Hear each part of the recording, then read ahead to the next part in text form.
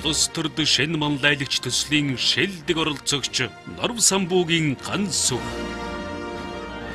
За миний судалгааны сэдэв бол дэлхийн зарим улс орнуудын эрүүл мэндийн салбарын үйл ажиллагааны эрх зүйн зохицуулалт болон шинжилэлт өөрчлөлт. За тэгвэл би нэг асуулт асууя л да. Монгол хүний эрүүл мэнд ямар үнэтэй юм бэ? Бид нар машиныхаа татварыг төлөөгүй 2 жил явж чадахгүй. Тэгвэл эмнэлэгт үзүүлээгүй 2 байтугай 20 жил явж чадаад байгаа байхгүй. Үндсэн хуулиндаа Монгол хүнийг үнэгүй эмчилнэ гэсэн. Тэгээ үнэгүй эмчилж байгаа бол өнөөдөр та Монгол улсын эрүүл мэндийн салбарт сэтгэл хангалуун байна уу? Эсвэл та эрүүл байна уу гэж асууя. Тэгвэл эрүүл мэндийн салбарыг эмчлэх шаардлагатай байна. Яагаад би энэ судалгаан дээр Герман улс, Солонгос улс, Казахстан улсыг авч үзсэн юм бэ? Яагаад гэвэл Монголд эмчлэгдэх боломжгүй гэсэн нэрийдлээр энэ улсууд руу мөнгөө цуглуулаа явдаг байхгүй юу? Тэгвэл энэ улсын эрүүл мэндийн тогтолцоо нь ямар байгаа юм бэ гэдэг дээр бол судалгаа хийсэн. Тэгээд миний төвшүүлэх хамгийн гол санаа бол эрүүл мэндийн даатгал зайлшгүй байх ёстой. Гэхдээ эрүүл мэндийн даатгалд хувийн хөвшлийн оролцоо ямар чухал юм бэ гэдгийг л тусгаж хэлэх гээд байна. За тэгвэл эрүүл мэндийн салбарыг эмчлэх шаардлага байна уу өнөөдөр? Өнөөдөр байна гэж хэлье. Яагаад энэ шаардлага байгаа юм бэ? Өнөөдрийн байдал бол ийм байна. Орондоо багтахгүй байна. Бид нар одоо нэг орон дээр хуваагдаж хөвдөж чинь, коридорт эмчилж чинь. Тэгвэл бид нар дахиад эмнэлгийн барилга төр буруутай гэдэг ах уу? Тэгвэл энэ эрүүл мэндийн асуудлыг төр шийдэх ёстой юм уу, хувийн хөвшил шийдэх ёстой юм уу? Тэгвэл энэ асуудлыг хэрхэн шийдэх болох вэ гэдэг дээр бид нар төсвөртөө заавал хүүхдийн эмнэлэг барина гэхээс илүүгээр урьдчилан сэргийлэх боломж байна биднэрт. Миний төвшүүлээд байгаа санаа бол эрүүл мэндийн захим хяналтын систем.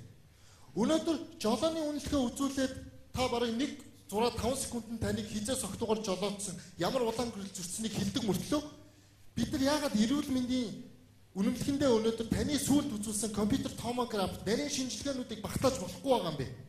Яагаад өнөөдөр Монгол хүн эрүүл мэндэд ийм доогуур тавиад байгаа юм бэ?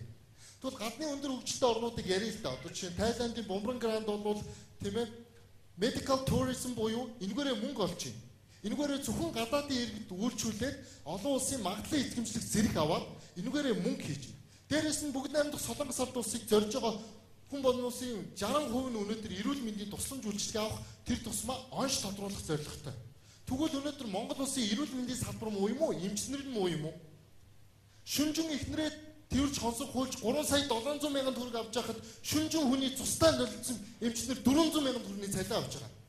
Кондукторнууд автобусны жолоочдод цалингаа голоод хайж байна. Тэгвэл тангар өргөсөн эмчгээд заавал дачиг амьдрах ёстой юм уу? Үгүй үсттэй. Тэгвэл эмч болсноороо тэр хүнд судалгаа шинжилгээ хийх боломжийг олгооч. Доктор, профессор, цол гэдэг бол чухал байж болно. Өвчтөнд. Тэгвэл тэр хүний судалгааны өгүүлэл хэвлүүлээд тэрийг олон улсад ашиглана гэдэг бол тэрнээс илүү зэрэг байт юм аа.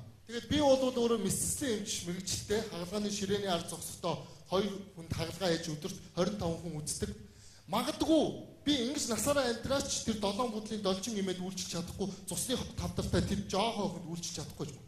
Тэгвэл эрүүл мэндийн тогтолцоог сайжруулснараа бид нар энэ хүмүүсийг урьдчилан сэргийлье. Хяны. Энэ болтноос эрүүл мэндийн салбарыг хянах шинжлэх хэрэгтэй байгаа юм аа. Эрүүл мэнд гэдэг бол эрхэм баялаг тэр тусмаа Монгол улсын үнэт баялаг юм аа. Тэгээд 1964 онд бүгд найрамдах хятад ард улсын буцалтгүй тусламжаар инх тайвны гүрийг барьж өгсөн. 2013 онд нарны гүрийг барьж өгсөн. Төмөр замын фризер, замын цагдаагийн уртлыг бид нар өөрсдөө барьсан. Тэгвэл энэс илүү гүүр хэрэгтэй байна. Энэ гүүр бол хөгжил цэцгэлтийн гүүр. Энэ гүрийг энд байгаа залуучууд барих ёстой маа. Баярлалаа. За баярлалаа. Норв Самбуугийн ган сүх маань итгэлээ тавилаа. Шүүгчдийн үнэлгээ болон сандыг сонсъё. Би хэлчих. Яаж? Эрүүл мэндийн хяналтын систем гэдэг байгаа миний ярьж байгаа зүйл бол Siemens брендийн Amis Parks гэдэг 2 систем байгаа. Энийг бол одоо Grand Med эмнэлэг, United Family Hospital дээрээс нь 3 гал хэрэгэлдэг. Энэ системийг иж бүрнээр нь улсын эмнэлэгт хэрэглэх юм бол энэ оншоо олон улс илгээх боломжтой. Дээрээс нь таны өмнө үзүүлсэн шинжилгээ байгаа учраас энэ дээр тулгуурлаад заавал гадагшаа явах асуудал биш. Дээрээс нь Герман улсын эрүүл мэндийн даатгалд ганцхан хүн хамрагдсан байхад гэр бүлээрээ үзүүлэх боломжтой. Нэг юм шог яриач гэдэг шүү дээ. Урьдчилан сэргийлье гэдэг байгаа. Гэхдээ шог яриа нь юу вэ гэхээр Япончууд өвдгөөсөө жилийн өмнө очдог, Америкчууд 6 сарын өмнө очдог, монголчууд 7 үхээсээ 7 өдрийн өмнө очдог гэж. Тэгвэл эмнэлэг байгаас илүүгээр урчин сэргийлэх боломж байна уу гэдэг дээр анхаарлаа хандуулад хувийн хөвшлийнхийг энэ эрүүл мэндийн даатгалд оруулж ирэхэд бол төр зохицуулт хийх юм а. Тэрний дараагаар том ортой эмнэлэг барих шаардлагатай байгаа гэж бодож байна. Яг нэг үйлчлэхэд өнөөдрийн энэ бүх сэдвүүдээс боловсрал эрүүл мэнд гэсэн хоёр сайхан гялалтсан үндэслэлтэй илтгэлүүдийг сонслоо. Бахархууштай байна. Баярлалаа. Өнөөдөр бол үнэхээр манай Монголын нийгэм бол энэ хоёр дээр тогтох ёстой.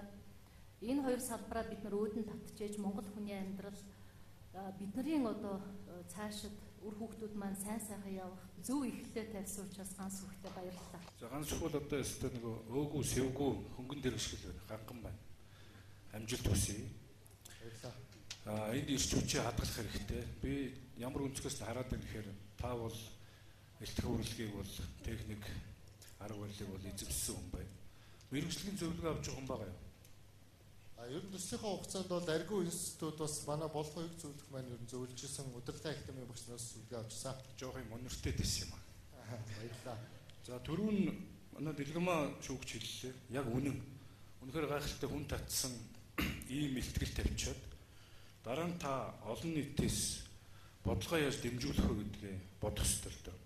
Гаргалгаагаа хэлээд цаашаа энэ бодлогоо та олон нийтээс магадгүй намын одоо хөлбөрт оруулах юм уу тийм.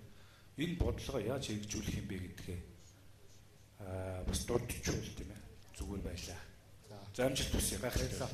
Тийм чухал сэдв хөндөд бас гаргалгааг нь өөрөөхөөрөө ер нь орчлон сэргийлэх үйл ажиллагааг хяналтанд оруулах тийм ээ. Эндээ их хувийн хвшлийг оролцуулах гэсэн.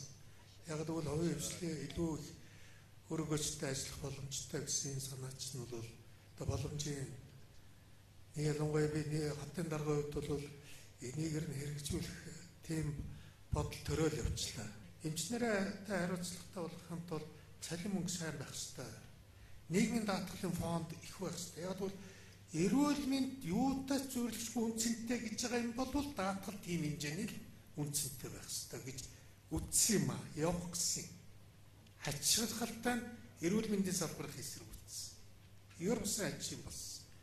Тэгээ бол тэрэн дээр улс төр хийгээс болоогүй. Одоо эрүүл мэндийн үйлчилгээг үнэтэй болуулаад тэр гэдэг. Тийм учраас энийг сайн бодоор. За энээс яаж гарах уу гэдгийг гаргалгааг нэгэд өгөрөө тэ.